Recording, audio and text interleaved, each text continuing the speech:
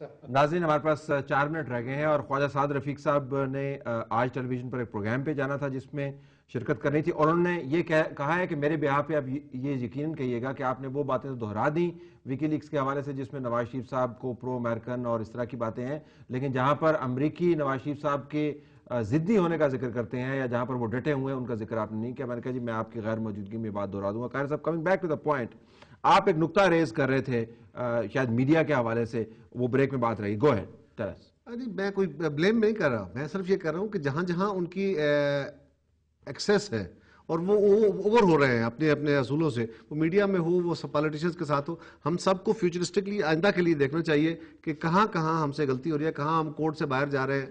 یہ بات طلعت صاحب درست ہے کہ جو اقوام، ٹھیک ہے میری بات ہو سکتا ہے اس کو نیگیٹولی لیا جائے، لیکن جو باتیں ہیں وہ ہیں، ان کو ماننا بھی چاہیے۔ جب ہم فائنینشلی ان کے آگے مجبور ہیں، ان کی سپورٹ کے آگے مجبور ہیں، جب ہم ان کے ساتھ ڈپلومیٹکلی مجبور ہیں تو ان کی ایکسیس زیادہ ہوتی ہے۔ لیکن طلعت صاحب یہ بھی اس ملک کی تاریخ ہے کہ اس ملک کی تاریخ میں نے پہلے انٹرو میں کہا کہ میں زیادہ اپنی پارٹی کی وکالت نہیں کرنا چاہتا بیٹھ کے۔ ذوالفقار علی بھٹو کے دور میں پیپلز پارٹی اور امریکن کی اپنی ایک تاریخ تھی۔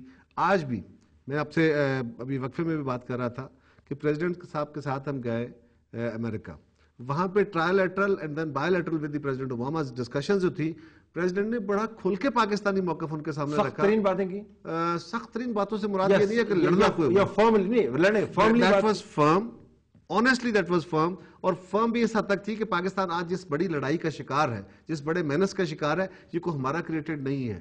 آپ نے اپنی لڑائی، دو بڑی طاقتوں کی لڑائی تھی، اور انہوں نے یو2 سے بات شروع کی تھی کہ وہاں سے لے کے ہم آ رہے ہیں اور ہمارا لاسز کیا ہوئے ہیں۔ ہمارے لاسز صرف فزیکل لاسز نہیں ہے، ہمارے پوٹینشیل کے لاسز۔ اوباما صاحب کے سامنے بات ہوئی۔ آپ کو پتا سب سے زیادہ سخت الفاظ میں کون بات کرتا ہے؟ وہ آج کل ذرا کرزئی صاحب کی باتیں اور ہیں، وہ ان کے سامنے بیٹھ کے باتیں نہیں کرتے، وہ سامنے بیٹھ کے بات نہیں۔ تو سخت بات کرنا کوئی معیار نہیں ہے۔ طلعت صاحب یہ بات نہیں ہے، اپنے اصول پہ کھڑے بھی ہیں۔ دوسری بات یہ ہے کہ میں نے ایک ایسا وقت بھی دیکھا ہے کہ جنرل مشرف کا اور کرزئی کا کوئی، میرا خیال ہے شاید جوڈو کراٹے نہیں ہوئے، بہت لڑائی تھی، بہت لڑائی، اتنی خوفناک گفتگو تھی کہ میں اس کو کوٹ کرنا بھی مناسب نہیں سمجھتا، اور اتنی خوفناک حد تک سارے اصول چلے گئے، لیکن جو اعلامیہ جاری ہوا بڑا پیسفل تھا اور بڑا زبردست تھا۔ دیکھیں شیخ صاحب، اب آپ نے اپنی وہ تلخ گفتگو ساری دنیا کے سامنے تو نہیں رکھنی ہوتی، لیکن طلعت صاحب ایک بات یہ بھی ہے کہ اسی ملک کے پولیٹیکل لیڈرشپ کا ایک بڑا کمال بھی رہا ہے، اور ملٹری لیڈرشپ کا بھی رہا ہے۔ بھلے ہم ان کے ساتھ اتفاق نہیں کرتے، ان کے مخالف رہے اور رہیں گے اگر ایسا کوئی عمل آتا ہے تو،